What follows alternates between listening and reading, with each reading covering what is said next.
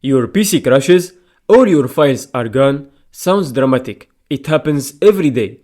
That's why today I'll show you exactly how to backup, sync, and restore your system using MiniTool ShadowMaker, one of the cleanest tools I've tested this year. Let's start with the home page. First, let's open MiniTool ShadowMaker Pro. Once it's running, you'll see the Home tab. This is your command center. It shows the source you're backing up, the destination drive, your last backup, and next scheduled backup, and any available restore images. If you haven't set anything up yet, it will be blank. Don't worry, I'll guide you step by step. Go to the Backup tab. Here is where you set everything. For source, you can choose system, disk, or specific files. And for destination, choose another partition, external drive, or network folder. Now, before starting the backup, let's quickly go through the backup options. This is where MiniTool ShadowMaker gives you full control over how your backup behaves. First, we have image creation mode. There are two options here. Used sector backup. This is the default option, and it only backup the parts of the drive that actually contain data. It skips empty space, so it's faster and takes up less storage. We have also sector by sector backup.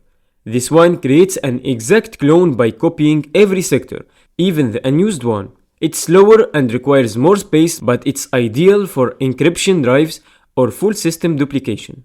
Next is file size. This option lets you split your backup into smaller parts. It's only needed if you're saving to older drives that don't support large files, like FAT32, USBs, or DVDs. If you're backing up to a modern hard drive, you can just leave this on default. Then we have compression. This controls how much MiniTool compresses the backup file to save space. We have no compression, fastest backup, but largest file size. We have medium, the default setting, and a good balance of speed and size. And we have high compression. It will give you a small file size, but it takes more time to create. In most cases, I recommend leaving it on medium. The command field is just a label you can add to your backup. For example, system backup July 25, or for example, before major Windows update. It's a simple way to stay organized, especially if you make backups regularly. You can also set up email notifications. This will send you an email when the backup finishes or if it fails. It's optional, but useful if you're running backups in the background or overnight. You will need to enter your email and server info if you want this feature. Next is exclude files. This lets you skip certain files or folders, like temporary files, log files, or large folders you don't want in the backup. It's useful when you want a faster backup with only essential data. And if you want to keep your backup secure, turn on password protection.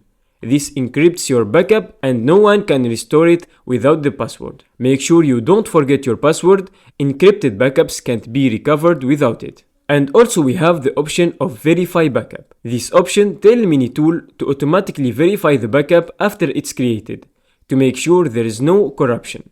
It takes a little more time, but it gives you extra peace of mind. And finally, you have the option to shut down your computer after the backup finishes. That's great if you're scheduling backups to run at night.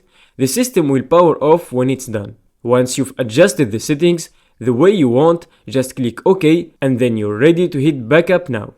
Let's move to the Sync tab. This is different from backup. Sync copies selected files or folder from one place to another. Great for keeping documents or photos synced across drives.